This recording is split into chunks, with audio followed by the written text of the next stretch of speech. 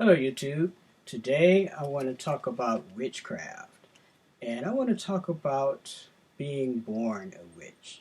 Some people who enter into the craft or enter into this world were born witches, and I believe that I was born a witch. I've been initiated also. I've been initiated into several traditions, but even before that initiation, I believe that I was born a witch.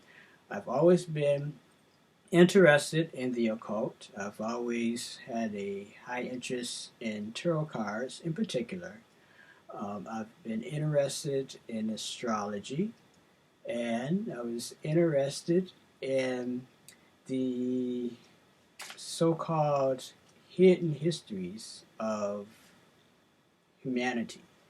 And being a witch means that you're a part of nature. You're a caretaker of nature. You live in harmony with nature. Being a witch also means that you're responsible to for helping people in this world, and that's why I do readings. I do readings to help people. Being a witch also, for me personally, means that you're a philosopher.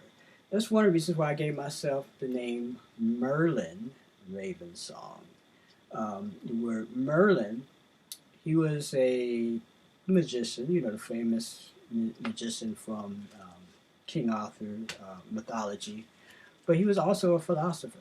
A lot of people don't know that. A lot of people don't pick up on that when they study Merlin.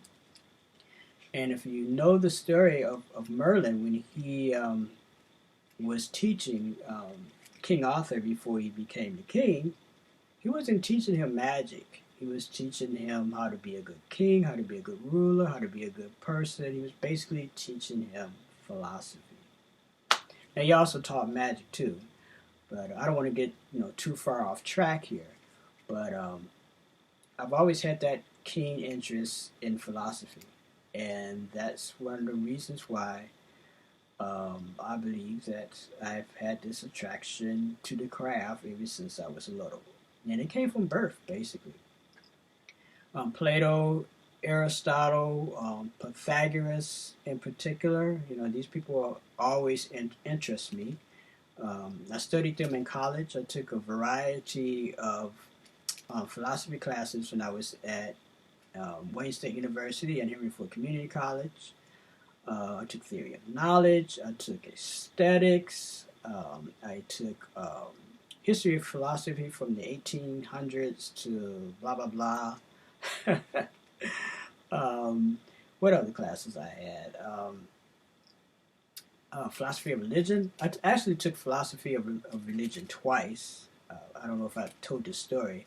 I took philosophy of religion with a born again Christian, and I took a philosophy of religion class for free from an atheist, which was awesome. So I got both sides of the story.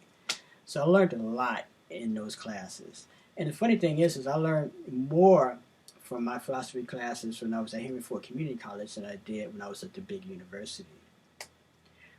Theory of knowledge, I can't remember all the classes I had when I was in college, the philosophy classes, but I had quite a few, to the point where I came close to getting a degree in philosophy. So I think I might have had maybe 3 more classes to go, but I don't need a degree in that. I'm more interested in music.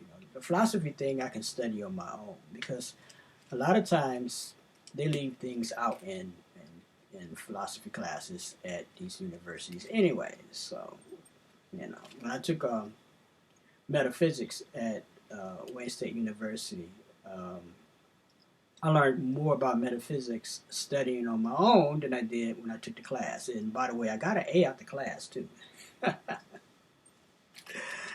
Yeah, but Pythagoras has always been someone who interests me. Pythagoras studied in Egypt, so his knowledge came from the people of Kemet or Egypt. Um, the whole idea of the Pythagorean theorem, which he got from Egypt, by the way, the idea of having a symbol that represents your secret order, and that symbol being the pentagram. And a lot of people don't know that Pythagoras used that symbol as being part of his order, and it was the inverted pentagram. It wasn't the pentagram upright. That's why I wear pentagrams inverted, and I wear a pentagram with the point going up too.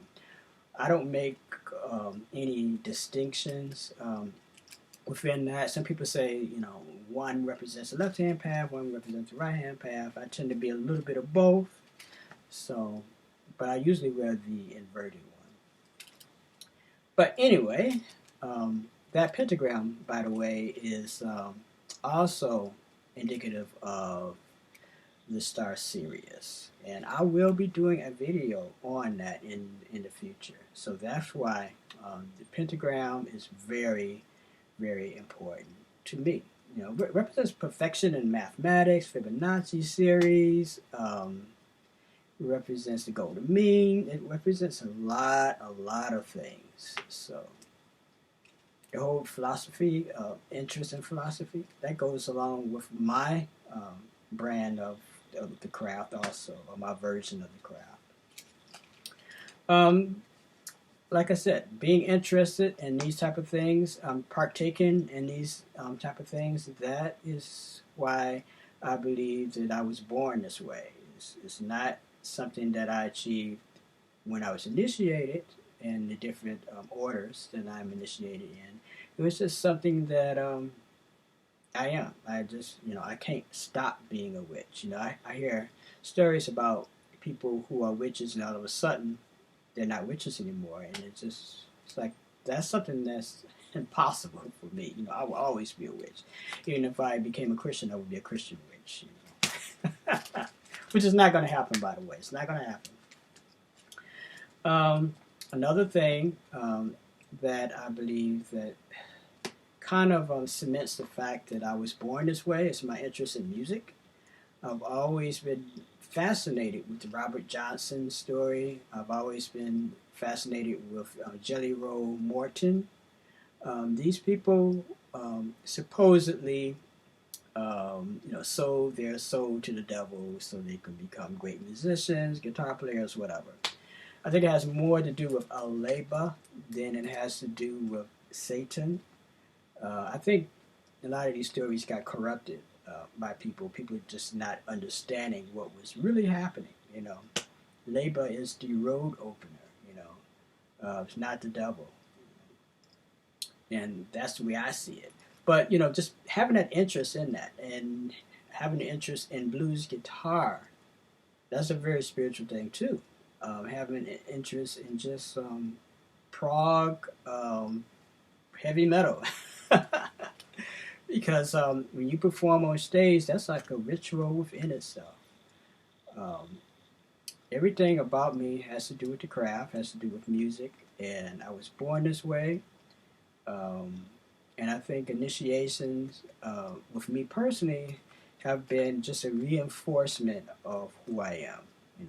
Not to say that initiations are bad, and some people get initiated into the craft and they become very powerful witches. But for me, I was born this way. I've always been this way. I've always had a connection with nature. I believe that it's not necessarily theism that I believe. It's more pantheism. It's more of God being in nature, or God being a part of nature, or God being nature itself. I shouldn't use the word God. I should probably use nectar, because that's where we get the word nature from. So I apologize. Nectar. So nectar is a much better word, and that's a Kemetic word. All right. So I just wanted to do this quick video and let you know my viewpoints on this. This is something that I was born into. This is something. This is who I am at my very core. It's not something that, I decided I want to be a witch today. No, this is something that is truly who I am. Okay, till next time, love is the law, and check me out on Patreon. I got a Patreon account. You can view it. Parts of it you can view for free, and then parts of it you have to be a actual Patreon and sign up for Patreon to view. So it's only like $4 a month for you to subscribe to my channel. So it's very cheap. All right. Until next time, love is the law. Peace. Uncle Josh and Nev. Shemab Faresh. See you later.